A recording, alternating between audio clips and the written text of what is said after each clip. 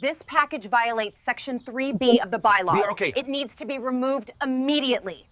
You cannot fine us for this. Blue lights washed my porch while the morning air bit my nose. I smelled burnt coffee from the patrol across the street and wet asphalt from last night's rain.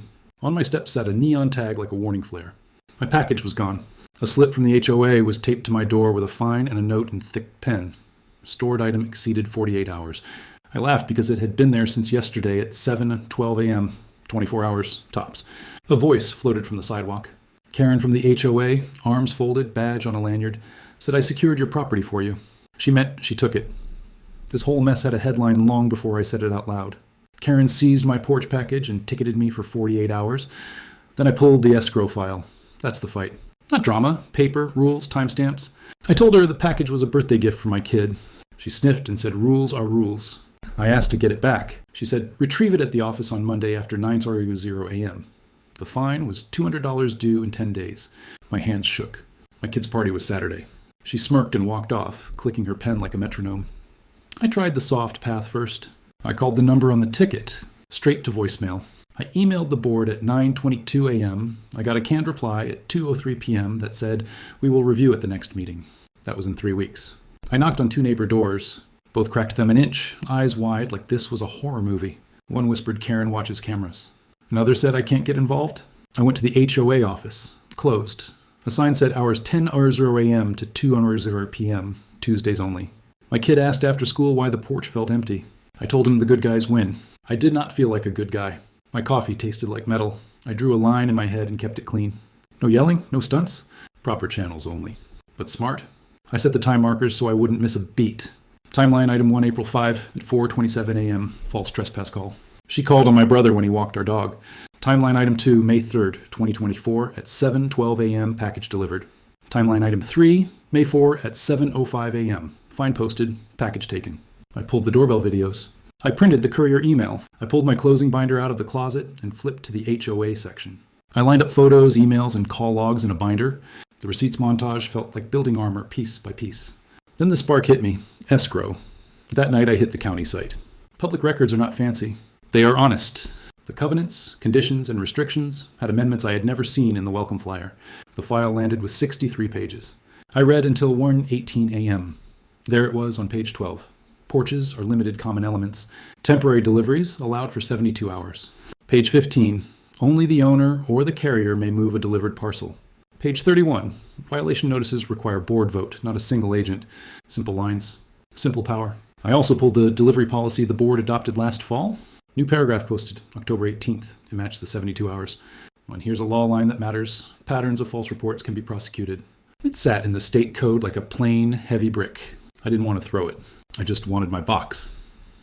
Saturday at 9:30 a.m., I held an open house in front of my own door. Not a party, a reveal. I texted the block chat, nothing wild. I said meeting at my porch, bring coffee. 10 people came. Even the quiet neighbor from 3B peered over the railing. Karen arrived like she smelled gossip.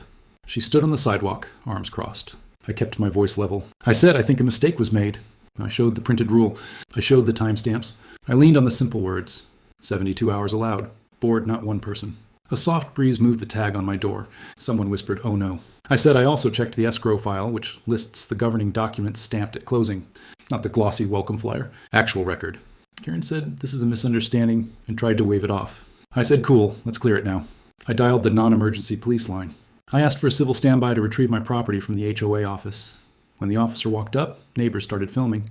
A few kids laughed because the officer kept saying porch parcel like it was a tongue twister. I handed over my packet. The officer read the line about 72 hours. The officer asked Karen where the parcel was. She said the office. The officer asked who took it. She said I secured it. The officer looked at the page and then at her and said, "The rule says you can't. It was not mean. It was flat." The officer also read my timeline and wrote a note. There were 4 prior calls about nothing. My binder made a real thud when it closed. It sounded like a door locking for me, not against me. We all walked to the office. It was closed, but the officer asked for access. Karen fumbled keys. Inside, my box sat on a shelf with 3 others, names scribbled on tape. The officer had me take mine. The officer told Karen to expect a report for documentation. People outside started clapping, because that is what happens when tension breaks in daylight. Someone said, "Post the policy." Someone else said, "I have 11 fines from her." By Sunday morning, videos of the porch standoff had a few thousand views in our local group. The comments were spicy, but I told folks to keep it civil. Fix the root. Don't roast the person. Even when she tries to roast you. Monday, the board called an emergency session. I showed up with the same binder. I didn't add fire. I added dates. I set the timeline on the table like a straight road. The treasurer counted 3 separate rule breaks and 1 action by Karen. The president asked if I wanted the fine removed. I said yes, and the others refunded. In training, the city council liaison, who lived on our street, added that taking packages can be considered interference with delivery. The police report number sat on the sheet, like a quiet guard dog. The board voted to suspend Karen's enforcement role for 90 days, require training, and open a review of 11 complaint files. The officer's line was the clean strike. The rules say you can't. The board's flip felt like fresh air at last. The week after, peace came back like a dull hum you learned to love. My kid got his gift on time. Neighbors waved with both hands. The board posted the actual 72-hour rule in big type. They added a hotline number that a real person answers. Karen had to send a written apology and attend a seminar paid out of HOA funds, not fines. She also had to return $140 to Mrs. Diaz in 2C and $100 to Mr. Lee in 4A. The porch feels normal now. Night smells like cut grass and early coffee, not fear. I kept the binder on a shelf just in case, but I hope it collects dust. Use the rules. Use the records. Win without shouting. That's the trick I learned on my own steps. Please follow for more HOA showdowns like this. Do you think she got what she deserves? Comment below.